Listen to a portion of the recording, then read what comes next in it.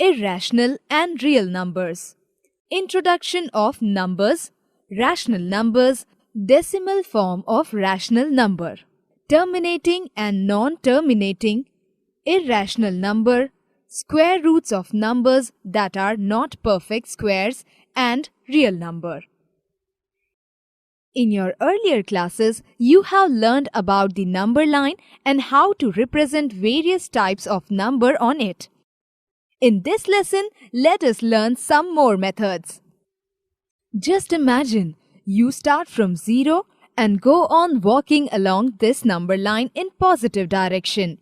As far as your eyes can see, there are numbers and numbers. Now suppose you start walking along the number line and pick up 1, 2, 3, 4 and put it to your bag.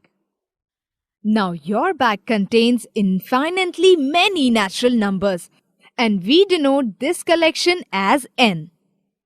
Now turn back, walk and pick up 0 and put it into the bag. Now this collection is collection of whole numbers and denoted by W.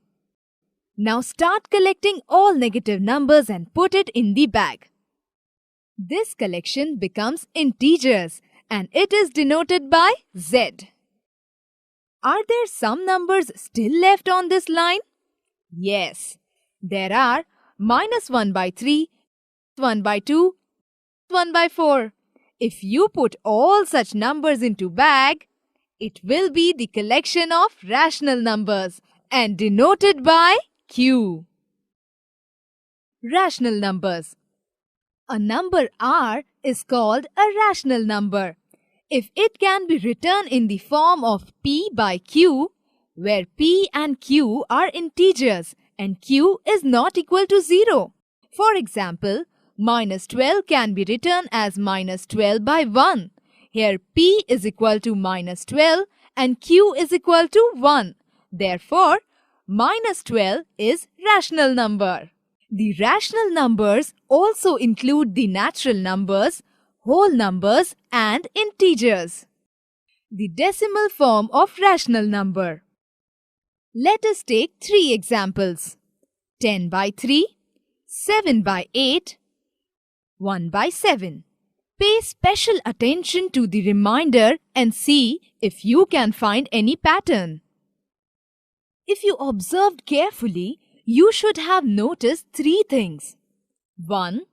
The reminders either become 0 after a certain stage or start repeating themselves. 2. The number of entries in the repeating string of reminders is less than the divisor. For example, in 1/3, 9 repeating itself and remainder 1 is less than divisor 3. 3. If remainder repeat, then we get a repeating block of digits in quotient. For example, for 1/3, 3 repeats in the quotient and for 1/7, we get the repeating block 142857 in the quotient. From above examples, we have seen that when remainder becomes 0 after some steps, the decimal expansion of number terminates or ends. We call such decimal expansion terminating. When decimal expansion of number goes on and repeats block of the digit in the quotient, we call such expansion is non-terminating recurring. Convert a terminating decimal in the form of a non-terminating recurring decimals. No matter how many zeros we write after the last digit in the terminating decimal fraction, the number obtained has the same value as the original number. Using this property, a number in the form of a terminating decimal can be written in the form of a non-terminating recurring decimal. Thus, the decimal form of every rational number can be written in the non-terminating recurring form. Non-terminating recurring decimal forms and rational number. Every rational number can be written in the non-terminating recurring decimal forms. Conversely, is every number in the non-terminating recurring decimal form a rational number? The answer is this question is yes. Thus, every number in the non-terminating recurring decimal form is a rational number. Irrational numbers. A number S is called an irrational number. If it cannot be written in the form of P by Q, where P and Q are integers and Q is not equal to 0. Root 2, root 3, root 5 are irrational numbers. In another word, number whose decimal form is non-terminating but is not recurring are called irrational numbers. Square roots of numbers like 2, 3, 5, 6, 7, 8, 10 and so on, which are not perfect squares, can be found by division method.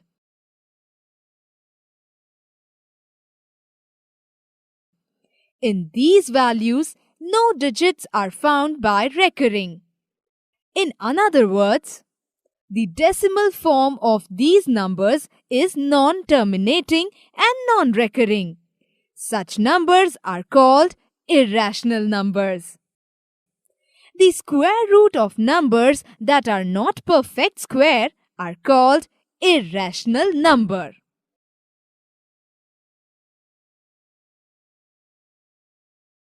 Now, if you put all the irrational number into the bag, what will there on the number line?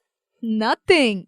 Therefore, all rational and irrational numbers together form the collection of real number, and they are denoted by R. So we can say that every real number is represented by the unique point on the number line or vice versa. That is why we call the number line as real number line. Note that every rational number is a real number, and 2. that every irrational number is also a real number. Summary.